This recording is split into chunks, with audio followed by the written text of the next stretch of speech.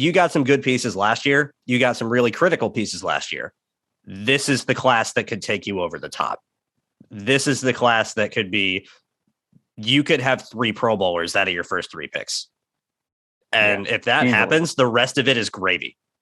Like, getting 3 Pro Bowlers in a draft is a fantastic class for any team. The Jets might have done that with their 3 first-round picks in a very, very quick order and have other guys on the roster that can very well, in this draft class, that could very well reach that ceiling as well. I'm very, very excited overall. I will say there were a handful of picks, specifically the first one, which I think this will be a good transition to get into, that were unexpected. But just because they were unexpected picks does not mean they are bad at all. That's going to take me to the 4th overall pick, round 1, Sauce Gardner, the cornerback from Cincinnati, Swaggy Sauce Gardner, as Joe Douglas called him on the draft call. 6'3", 190 pounds, has 33.5-inch arms, which is in the 97th percentile for cornerbacks. Ran a 4.41 40 at the combine. Explosive, long, wiry, twitchy as hell for his size. Just an all-around ball hawk in the secondary, and really just completing the cornerback makeover, as it seems, for the Jets this season. Like I said, unexpected. We both didn't think the Jets would value the position that high. We all thought Robert Saleh and Joe Douglas would be a lot more trenches oriented than taking a corner 4th overall. But when it happened, we understood it. And it seems like he was, at least, if not the first, he was within the top 3 of the overall players on their board. The Jets seem very happy with it. Overall, again, not what I expected, but I am very excited for Sauce Gardner in New York. Absolutely. Yeah, most definitely not what we expected. I remember we had one episode where I was just playing around with the idea, and I just wanted you to shoot down every angle about why we should take Sauce Gardner, and we did anyways. And the more I think about it, the only thing we really didn't take into account is that maybe they just don't like Hall that much as that starting corner. Or maybe they like him, but they don't like him enough to say we can't get the best thing that the best guy we can get. Because we've mentioned before that these kinds of defenses need studs at every single level. They do. We need to get Saleh his Sherman, and he doesn't really have that. As good as Hall is, I don't think that's his ceiling. I think his ceiling is a lot lower. So going out and getting the guy they love at cornerback to be that mainstay, to be that stud for the cornerbacks, was probably a bigger need than any of us could really imagine. And the fact that they took him 4th overall was definitely a little surprising. I'm sure we thought that even if they did address cornerback, that they probably would have done it a little later and maybe tried to teach him up. But maybe that's more of a linebacker thing than it is a cornerback thing. Maybe he isn't that afraid to really go after that premium talent. And hey, if that's what they saw in Sauce, then hell yeah, go for it. I don't disagree. I think Sauce is an incredible player. I think he offers a lot, especially in press man. But I also think that he does have the ability to thrive in a zone heavy defense as well. I think he's very scheme fluid. But yeah, would he be more present in a press man heavy defense? Yeah, but I think he's definitely got what it takes to take whatever we throw at him. Yeah, I think so too. And honestly, I think this is a combination of things at work, where part of it is I think they are a little down on Bryce Hall, because I mentioned that during our corner episode, where I think it was the last episode we did before the draft. I said, I'm going to go out on a limb and say Brandon Echols wins the starting job. Mm-hmm. Well, not anymore. Very clearly, they were just as much concerned with Brandon Echols as they were with Bryce Hall. And as much as that's a part of it, quite honestly, I think the bigger part of this is they just love Sauce Gardner. I think they just valued him and rated him incredibly highly, had him very high on their boards, and Robert Saleh saw the option to add a true lockdown duo in his secondary that could really maybe take some pressure off the safeties or take some pressure off the linebackers, where if those are the only guys they have to focus on, the linebackers can really key on what they're doing and the corners can be kind of trusted by themselves. Well, maybe you can shift the safety help more towards the linebackers. And you can have Jordan Whitehead take on some of those coverage responsibilities in the box and know your corners are going to be deep and they're going to handle things just fine. On top of that, everything I hear from Robert Saleh himself is that, yes, we're a zone team. Yes, we're a zone team. We do that on early downs. But when it's third down and it's crunch time, we play man. Yep. They needed someone to win on third down. They needed someone to lock up opposing targets, number one, on third down.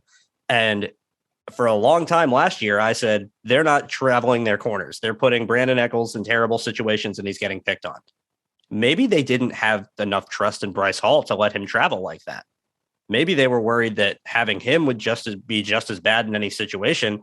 And now they have a guy in Sauce Gardner that is a matchup eraser. That I think the only guys you're really worried about him with are the really smaller, shifty, incredibly fast, agile receivers, like a Garrett Wilson, who he's going to be now practicing against every day, and like an Elijah Moore, who he's going to be practicing against every day. So Sauce Gardner is about to get a ton of reps working on the area that I think he's weakest in. And I also don't think he's that weak. This isn't like, oh, he's going to get routed by any small shifty receiver he goes up against. He's plenty twitchy for his size, and he's got 4.41 speed with 97th percentile length. He's fine. But he could be even better going up against these guys in practice and honing his technique and getting even twitchier. I love the fit. I love the mentality of it. And for so long, quite honestly, this was a thing where we said for the entire time, I want to be very clear, we're not trying to backtrack and say we think this is a good pick now because it happened. We always said Sauce Gardner was a fantastic player. We always said he fits the scheme perfectly. He'd be fine. He can play either side. He's fine in zone, all of that. We just didn't expect it to happen. But the fact that it did happen, I think it does make a lot of sense in a vacuum. And I'm really excited to see him in New York. I think the only worry I have, quite honestly, is when you take a corner 4th overall, the expectations are through the roof. Oh, are they? Yeah. And so he is going to have a ton of pressure placed on his shoulders, especially within the New York media, to be a productive player. And by what that I mean is get interceptions. That's what you draft a corner that high for. You don't draft a corner that high to just stack up PBUs. If the Jets cared about stacking up PBUs, they'd still be starting Bryce Hall. It's true. You gotta get the ball. And so I am really hoping that being able to play a little more zone on early downs, we're going to see some opportunities for him to jump some routes and get some interceptions. I really like the fit. I really like it overall. Yeah. Exactly. We need that ball hawk. And yeah, it is going to be a lot of pressure on his shoulders. While at the same time, I think he can handle it. This guy has a lot of swag. You saw that sauce chain, right? That kind of signifies the kind of player we're going to get. The guy that's so confident in himself, he'll wear a chain with a sauce bottle, and you don't know what's in that bottle, but he does, according to that interview with Woody Johnson. Yeah. So yeah, I like the pick a lot. And it really gets me thinking about what their big board looked like, because then the next pick was Garrett Wilson. And all of this was before who we thought we would be picking at just save it. Just save it. We'll get there. But yeah. And then, to think that it was probably Sauce and Wilson probably near the very top of their big board. Yeah, it most certainly was. I had heard from Robert Saleh in a press conference. You had actually, I think, sent this clip to me where it was Robert Saleh was saying if the Falcons took Garrett Wilson instead of Drake London, they would have taken a certain defensive end at 10 and not a receiver, someone that eventually fell to them later in the draft. But like I said, we'll get there. That leaves us to believe that Garrett Wilson was, if not the top receiver, had to be the top receiver on their board. And this was their number one rated guy. This was the guy they were targeting all along. This was their backup plan for the 10th pick, since they offered it for Deebo Samuel, but it didn't really go anywhere. This was the guy they had planned to add for Zach Wilson with that 10th pick. I think the Jets had become pretty resolved to the idea of using that 10th pick on a receiver, whether it be trading for somebody or drafting somebody. Didn't seem like the trades were going to be facilitated. So they turned to the draft and they add Garrett Wilson from Ohio State. And this guy is electric as hell. And he's going to be a heck of a lot of fun for this defense. Fits the profile that we had been talking about for so long as someone who brings an element of speed and explosion and threatening presence to the defense. When we had our war room and we had drafted Jameson Williams, the reason we took him over Olave was because of the explosion and because of the potential as a vertical threat. Garrett Wilson brings that sort of potential, even if it may not be the exact same raw speed. It definitely shows up in his tackle breaking and his ability to win over the middle, run yards after catch, and all of that. 6 foot tall, 183 pounds, ran a 4.38 40 at the combine with a 1.49 10-yard split and a 36-inch vertical. So the guy is athletic. He plays bigger than his size. His body control is great. He can go up and get the ball in the air, no problem. His hands are really strong. His routes are really crisp and agile. He's explosive off the line. Solid at breaking tackles. You can have him win in space. And this is, like I said at the top, another guy to pair with Elijah Moore that gives you two speed freaks that you can match up when the Jets going to get into their 12 personnel sets. And you're going to have probably Tyler Conklin or CJ Uzama and potentially new draft pick Jeremy Ruckert on the field. You're going to have Garrett Wilson and Elijah Moore as the two receivers, and it's going to scare the living hell out of defenses. I love this pick. I do as well. He was my number 2 wide receiver. Olave was my number 1, and I think yours as well. Correct. I think with the attempted Hill trade really showed us that JD and Saleh they wanted speed. Speed was at the top of their list. Like we said, it was all about speed. Exactly, and I think they had their choice of 3 very fast wide receivers toward the top of the draft with Olave, with Wilson, and with Williams. So then it just came down to what else can they do? I think that Williams is a fine player. I think what he brings to the table is very dangerous. Even if he's not trying to take the top off of defense, defense has to account for that. So that opens up a lot from underneath. But at the same time, I think that Wilson and Olave, they're still extremely fast.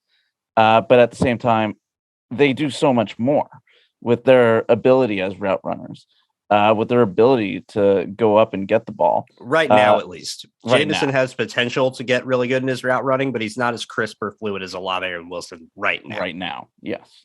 I completely agree. And I think Olave had one of the better contested catch rates among these top wide receivers, other than London.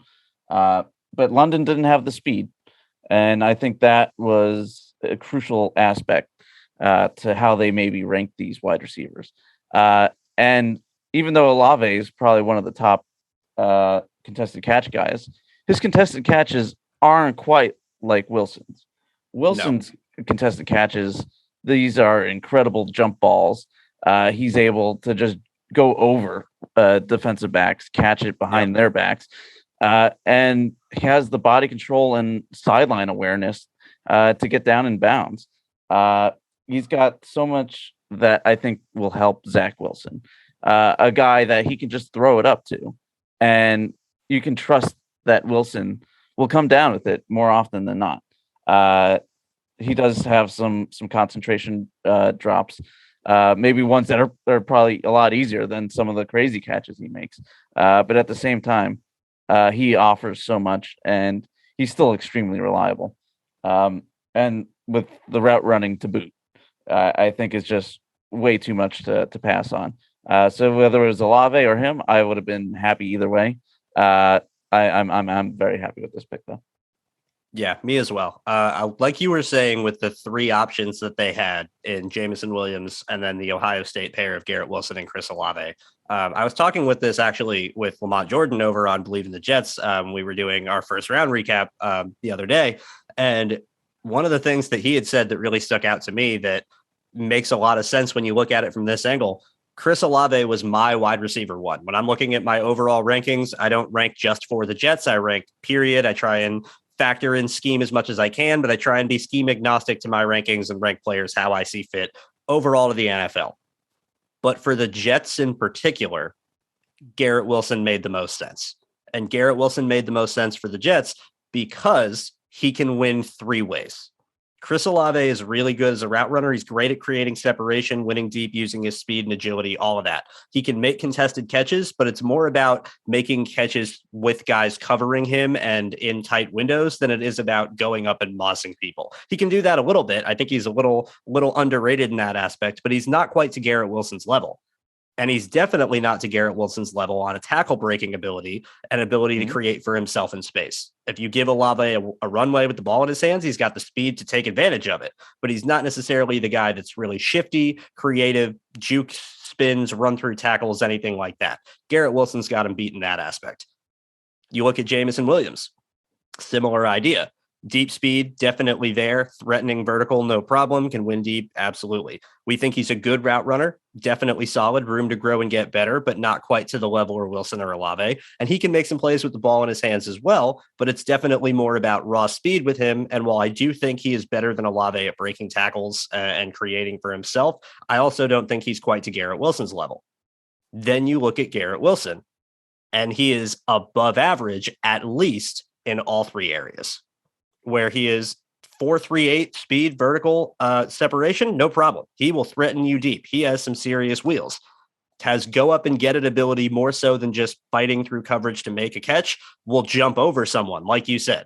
Plays much bigger than his 6 foot flat, 5'11 3/4, whatever his height is. He plays like he's 6'2. He plays like he is a guy that you can win on the boundary and trust to go up and adjust to the ball. He's got that in spades. And then over the middle, underneath, ball in his hands, creating for himself, fantastic. Proved me wrong, because I remember when we were doing our receiver breakdowns, I'd said in my head, I felt like Garrett Wilson was better last year. And then you pulled the numbers up right in front of me, and it turns out he broke like 3 times more tackles the year after than he did the year before. So that made me go back and really watch him. And he is really shifty. He has some moves in space. He will run through people with some power as well. I think from all of that aspect, and for what the Jets want in their offense, for the sense that they want guys that can win deep, win over the middle, and win with the ball in their hands, Garrett Wilson does all three of those things, and it makes total sense why he was the pick. Yeah, I mean, with pure speed, with pure straight line speed, it's easy to just outrun people. So Wilson has that speed to do that as well, but to have that extra level of shiftiness and balance through contact just gives him the edge just a little bit. Yeah, it really does. I mean, he is not shy of contact at all, whether it's with the ball in the air or with the ball in his hands running. Either way, he is a lot more aggressive and feisty than his frame suggests. And it kind of made me think, I haven't gotten the chance to say this to anybody, but I want you to tell me if I'm crazy with this comparison that I had in my head. He's like the more polished version of Percy Harvin. Interesting. Like if you take away the backfield stuff for Percy Harvin and more of like the like straight up ball carrier stuff and just look at them as receivers, I think Garrett Wilson was a better route runner coming out. Percy Harvin was more explosive with the ball in his hands, but it's like negligible. I don't think you're crazy. I really want to see how the Jets end up using him. How for sure, and then from there, I think we'll get a better sense of how he fits in history and who he's really going to be compared to. But yeah, I can definitely see it. I definitely don't think you're crazy though. Well, it would not be the first time I was crazy, so I just wanted to make sure on that. That's going to wrap up Garrett Wilson for us. And at the time, after the pick was made, we all thought that this was the end of the Jets' first round and that there wasn't going to be anything else that would happen. They had their 2 picks at 4 and 10. They didn't trade down. And barring a miracle, that was going to be it. Well, by golly, if a miracle didn't happen, because Jermaine Johnson, the defensive end from Florida State, by some grace of the football gods, continued to fall down the draft. And ever since about the 15th overall pick happened, Robert Saleh and Joe Douglas looked at themselves and said, how in the hell is this guy still on the board? We have to do everything in our power to go and get him. And they spent the next hour plus on the phones calling every single team in the draft, pick after pick, hoping and praying to find a deal, hoping and praying to make a deal before Jermaine were to get off the board. And somehow, like I said, by some amount of, I guess, months and months of answered prayers by myself, Jermaine Johnson was on the board with the 26th overall pick, and the Jets agreed to a trade with the Tennessee Titans, sending picks 35, 69, and 163 for 26 and 101. And they took Jermaine Johnson at pick 26. And Matt, let me tell you, when this trade happened, and I first got the notification on my phone through Twitter saying the Jets had traded up to the 26th pick, I about put a hole in my roof. I could not contain myself. I absolutely could not contain myself. This was months and months of a guy that I first watched before the Senior Bowl. And the second I turned the tape on with him was absolutely and totally blown away. Completely and totally dumbfounded that this was not someone that was being talked about amongst the top of the NFL. This was before he was even viewed as a first round pick, let alone potential at 4 and 10. And I remember texting you and our friend David Wyatt Hupton being like, guys, go watch Jermaine. You need to watch Jermaine. This guy is exactly what the Jets want. This is exactly their mold. This is the perfect type of guy for them. And it didn't take long for you guys to get on board. No. And we have spent the last handful of months praising this guy, and with good reason. And this just feels like, quite literally, it feels like a dream come true. For them to get, like I said at the top, all in the first round, Sauce Gardner at 4, Garrett Wilson at 10, and to steal, because that's what this is, an absolute robbery, to steal Jermaine Johnson at 26th overall when you give up a 3 and a 5 to get him. You had an extra 2 because you shipped off Sam Darnold to Carolina, and that worked out so well they had to draft a quarterback the next year. I can't praise this enough. This is what you do when you are a smart GM that's aggressive, that has done a good job of filling out needs in other areas. You free yourself up to attack when the opportunity presents itself. And Joe Douglas, hats off to you for working the phones and getting this done. Jermaine Johnson could be the absolute steal of this entire draft class. That is not hyperbole whatsoever. There is a very solid chance that with this defense and Robert Saleh's tutelage, he becomes the best defensive end out of this draft class. Yes, that is not hyperbole. No, I very much hope so. Yeah, I think it was around January when you really came to us with this. Before the Senior Bowl, it was the week before. With this unknown guy from Florida State. And I just remember seeing like little bits of him here and there, but not really a full picture of what he was capable of. And yeah, we very quickly jumped right on board, and we've been riding that train all the way to draft night. But even though he was taken at pick 26, like we were talking about earlier, with how they would have taken him at 10 if Garrett Wilson wasn't there. So they definitely valued him as a top 10 player. Top 8. Top 8, probably. So that's what they said after the first round. They got 3 of the top 8 players on their board. At worst, Jermaine Johnson was the 8th ranked player on their board. Absolutely. So they got tremendous value. And I believe this is almost identical to the trade that we did in our War Room special with Tennessee at 26. It is almost identical to a T. The third round, it's like we gave up 35, 69, and then I think it was a pick in the 140s and got like 26 and 90 back. Yeah. So it was virtually the same thing. The Jets trade ended up being a little worse off, but not by much.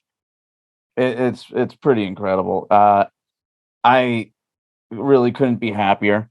I agree with you. He does have the potential to be one of, if not the best edge rusher in this class. What he's able to do with that length, with that strength, with that get off, he's got what it takes. And he's going to actually have a supporting cast around him now. He's not going to have to do it all himself. No, with Lawson on the other side, with Q, with Franklin Myers being kicked in on passing downs.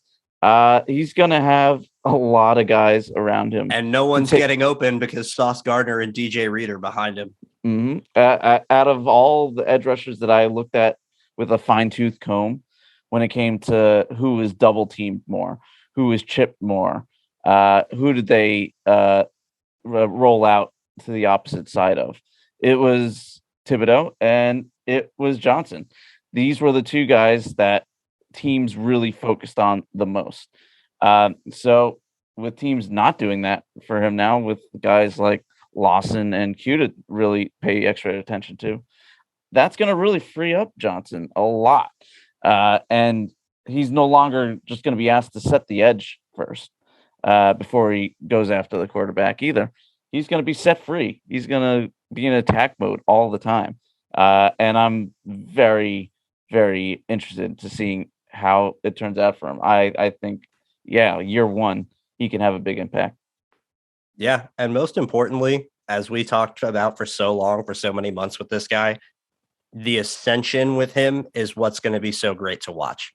Is Jermaine Johnson may get 7 or 8 sacks as a rookie, but he might get 14 in year 2.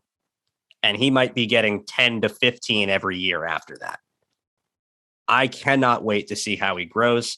I cannot wait to see what he adds to his repertoire, his pass rushing, and the toolbox of moves that he has and the counters that he has developed are already really strong. There's room for them to get even better.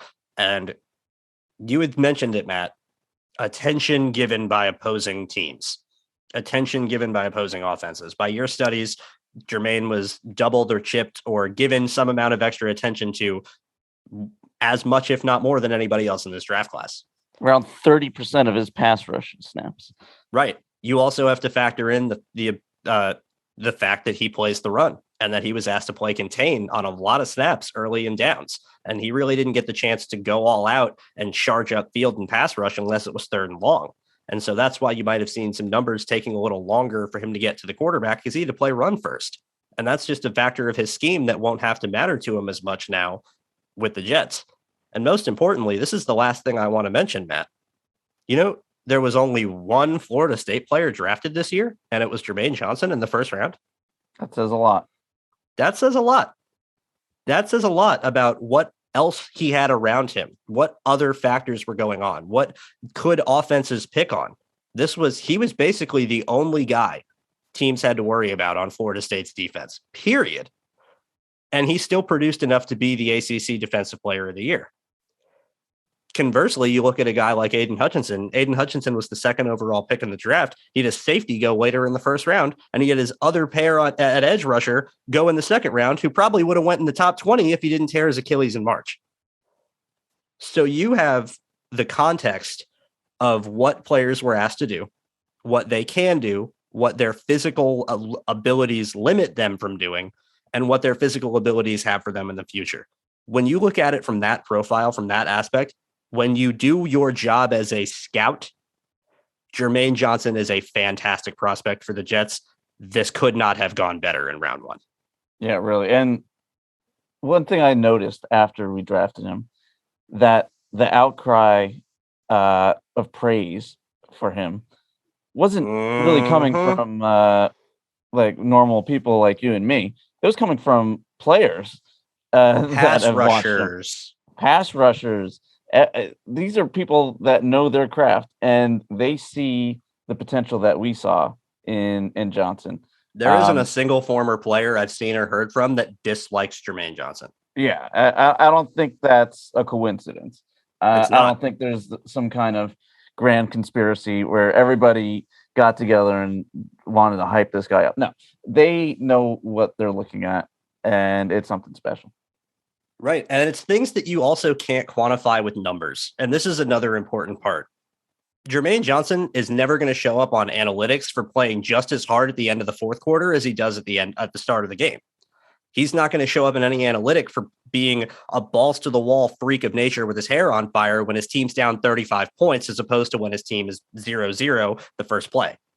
That doesn't show up in any numbers, but it shows up to other players. It shows up to guys who have been on the field and that know what it's like. And that when they see a guy that's a pass rusher that has the stamina and the wherewithal and the strength and the ability and the agility and all of that to be so fluid and explosive at the end of the games where he's playing, Jermaine said it himself in recent interviews since he got drafted, 60 to 70 snaps a game.